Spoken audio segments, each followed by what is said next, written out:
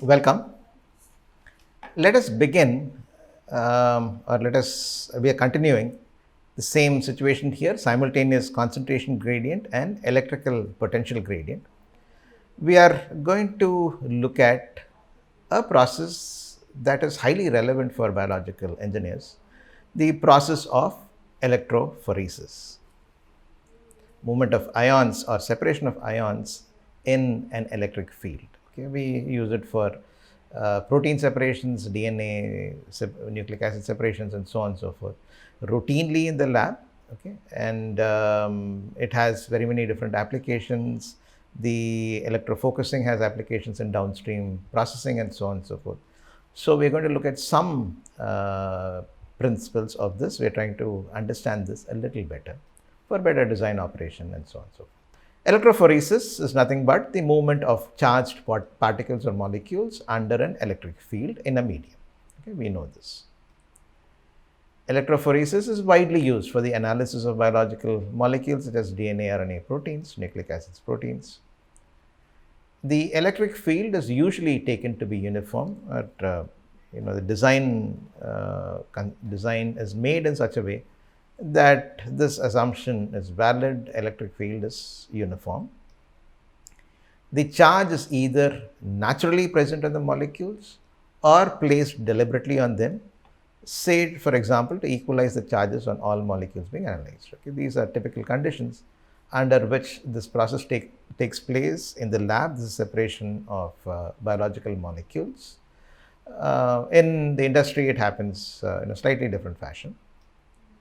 The charged molecules of different sizes or charges move with different mobilities through, again, mobilities coming in here, through a viscous gel that is specially cast for the analysis.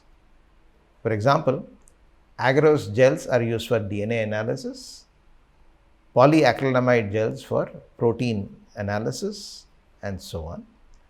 The charges in medium are surrounded by counter ions in the electrical double layer. We've already seen this. The charges in the medium are surrounded by the oppositely charged ions, the electrical double layer it's called, and therefore they normally do not set up an electric field on their own. However, when an electric field is applied, the counter ions in the double layer get disturbed, and thus the charges respond to the electric field. The charges are able to see the electric field because of the disruption of the electrical double layer and move towards the oppositely charged end of the device. In electrophoresis, both a concentration gradient and an electrical potential gradient exist. That is essentially what we have been discussing so far. And that's the reason why we are looking at electrophoresis now. Therefore, the flux of these ions is due to both diffusion, the concentration gradient, and movement due to the electric field. It is due to both of these. However, the mass diffusivities through the gel of the biomolecules of interest, such as nucleic acids and proteins, are negligibly small in comparison with their electrical mobilities. Okay, it's only a comparison that we are looking at. Due to the effect of the electric field, they're going to move much, much faster compared to their diffusive movement through this viscous gel. Therefore, we just need to consider only the movement due to the electric field, although the movement due to the concentration gradient will exist, but it's so small, the fluxes are so small in comparison that they are negligible.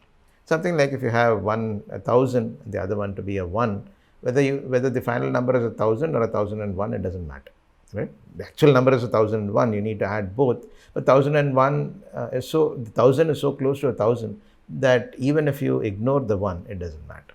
That is the essential idea here. Also note that the nucleic acids and proteins are typically placed as spots in the gel, and therefore we will treat their movement as molecules or particles through the gel. Okay.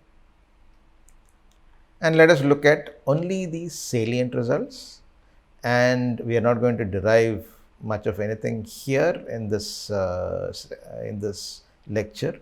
If you are interested in the derivation of the results, and please read more specialized books on electrophoresis and so on. Okay. We are not going to get into the complexities involved. There are quite a lot of complexities involved in the derivation. If you are interested, please read advanced books. Now, for simplicity, let us first consider only the charged particle. We are going to ignore the counter ions and so on and so forth. We'll assume that the counter ions are sufficiently disrupted that the charged particle behaves as if it exists on its own. Let the particle be spherical with a charge Ze, okay, Z the valency, E is electronic charge, Ze, and a radius r. Okay, so we are going to consider them as particulate charges, a spherical particle. The motion of the particle under an electric field in a gel will typically be slow enough for us to consider the motion to be in the Stokes regime, right? So when the Reynolds numbers are low, then we know that the movement of the particle in a fluid occurs in the Stokes regime. So the motion of the particle under an electric field in a gel is going to be very slow. Usually you keep it overnight and so on and so forth for reasonable separation to occur, right? If you recall your gel electrophoresis. And therefore, we can consider the motion of the particle to be in the Stokes regime.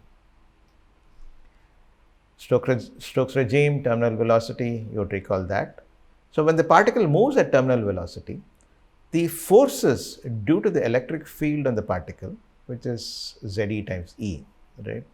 Ze is the charge on the particle times the electrical field intensity, Ze, and the frictional force for a particle moving in the Stokes regime, which is nothing but 6 pi eta RV, or 6 pi mu RV. Mu is used for the viscosity here.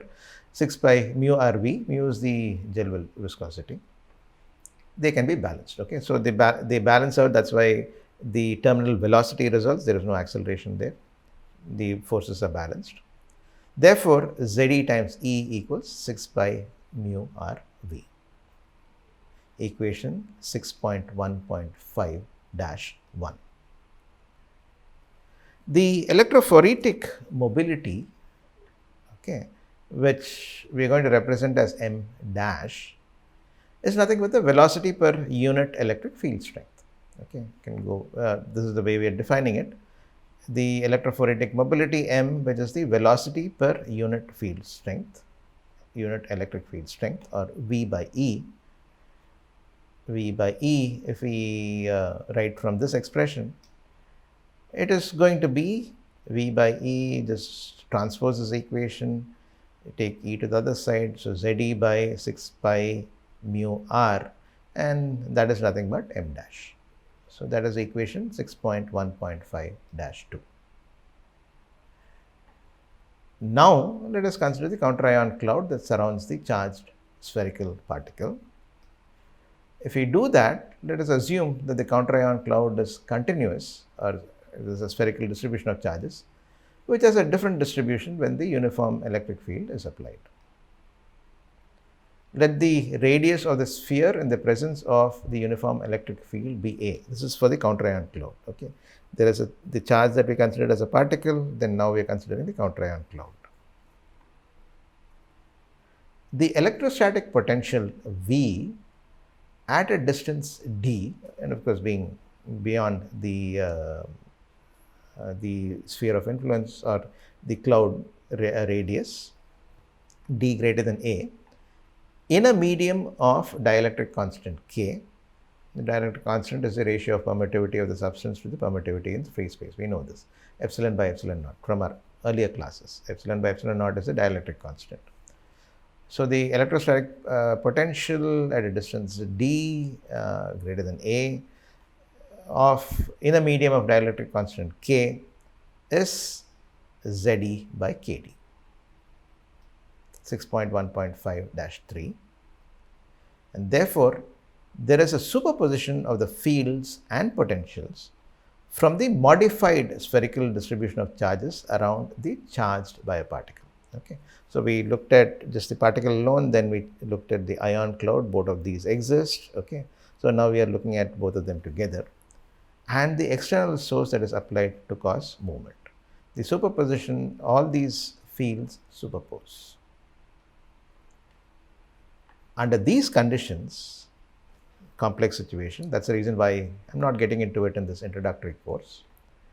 The solution of the approximate form of the Poisson-Boltzmann equation for the situation yields the modified potential V dash because of all this superposition as Ze by Kd exponential of Ka minus d by 1 plus, sorry, this is kappa, exponential kappa A minus d by 1 plus kappa A.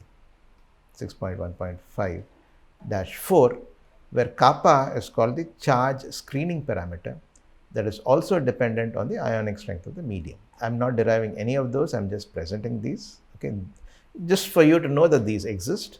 If you are interested in knowing how these came into being from more fundamental principles, go and read advanced textbooks on electrophoresis, advanced books on electrophoresis. An approximate mobility, m double dash, is given by Ze divided by 6 pi mu r, a function of kappa A by 1 plus kappa A, 6.1.5-5. And different forms of the function f of kappa A are available. For example, Henry function is available. And so if you're interested, you could see some specialized journal articles for these functions. Various functions have been used. A couple of them are here, or one of them is here. Oshima 2002 modified Henry function for the electrophoretic mobility of a charged spherical colloidal particle covered with an ion penetrable uncharged polymer layer. This gives you an idea. Don't worry too much about it. Published in Journal of Colloid and Interface Science in 2002. Okay. So if you're interested in such things, you need to go to these papers now. Okay. So that was electrophoresis. Let me also mention something about dielectrophoresis, which the biological engineers can come across.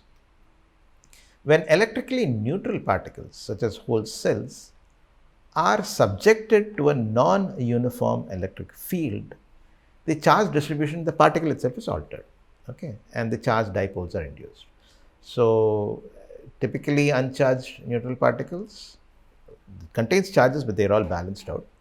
When this is placed in an electric field, the charges that are already there in the particle, but they're all balancing each other out, they move to a different distribution, or a different distribution is created, and that causes charge dipoles to be induced. Dipole is nothing but charges separated by distance, you know this. Okay. So this results in one part of the cell being charged differently from the other part, as you would expect. Hence, an originally uncharged cell can move in such non-uniform electric fields due to induced polarization.